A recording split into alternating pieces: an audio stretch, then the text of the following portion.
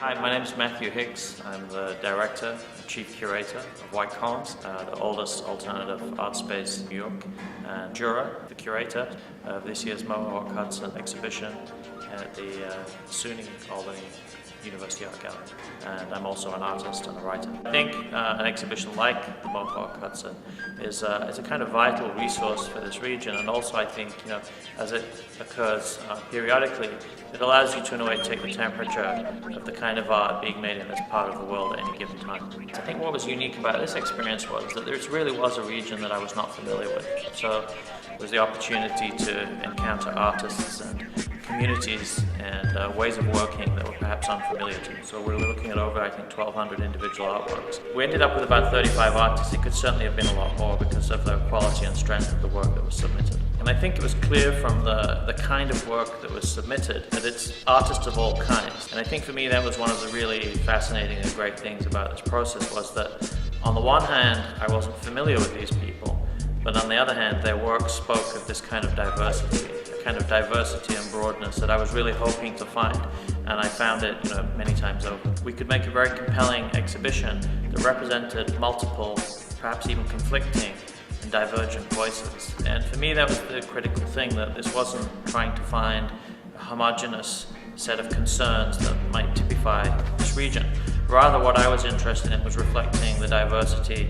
So I think in a great way the exhibition is really an argument. It's an opportunity, I think, for very different kinds of voices, both in terms of the artists but also in terms of the viewers, to start to have new thoughts, additional ideas about visual culture in this part of the world at this moment in time. I think what you'll see in the exhibition are some very striking individual presentations of singular works, very singular, almost statement-like. And other artists, I think, you get a sense of the nuance of their work through a number of pieces. I think for the viewer, as you move through the exhibition, you have a set of very different formal physical relationships with the actual objects themselves.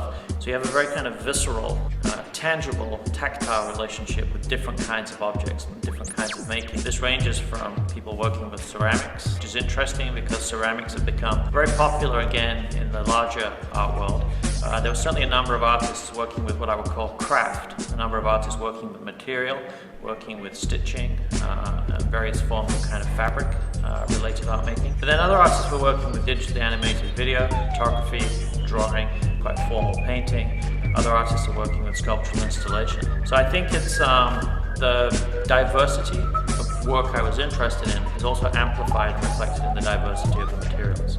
I wanted to make sure that each of the selected artists' work had its own space and room to function on its own terms. If you want the exhibition to work as a totality, installing the work of 35 very different artists in a space simultaneously is quite a challenge, I think, especially when confronted with the quite challenging space here in Albany. I certainly think that the museum at the University of Albany, the actual gallery itself, is a quite extraordinary, spectacular space. And I can see that for some artists it's probably a complicated environment. But I think at the same time there's a kind of sense of theatre to the space, literally with a sweeping staircase and almost like the balconies. I mean, it is very theatrical-like. It's actually a great space for putting things into, but I think it's also a great space to move around. I think you become something very physical about the way you navigate the space itself. And certainly when you're in the upstairs looking down, you get presented with views, tableau, that you might not experience in a kind of classical, more conventional white box space. So there's something about the space that's quite idiosyncratic, and individual works certainly relate very specifically to certain aspects of the physical site. So for example, when you come up the top of the stairs, you're encountered by two photographic works of people looking at silhouette wall drawings. So all of a sudden, you as a viewer confront the backs of two viewers looking at another artwork, and certainly in the lobby, where there's a kind of carpet of like leaves, it's sort of thinking about a relationship between the outside world, nature, but also then this sort of interior space of the gallery, and it seems to exist in a kind of sort of hybrid in-between space. These were very idiosyncratic works that spoke clearly on their own terms. It played to some of the region's existing strengths, but perhaps also the exhibition is an opportunity to introduce some new voices. And the individual strengths of individual works seem to work as a kind of chorus. So you get a kind of polyphony of voices. And For me, that's what I think is just the most interesting, exciting thing, just stepping into the museum this afternoon, was just to see these very different voices together. Whatever you bring to this exhibition as a viewer, I have a funny feeling that you're going to find something that resonates with whatever your individual interest might be.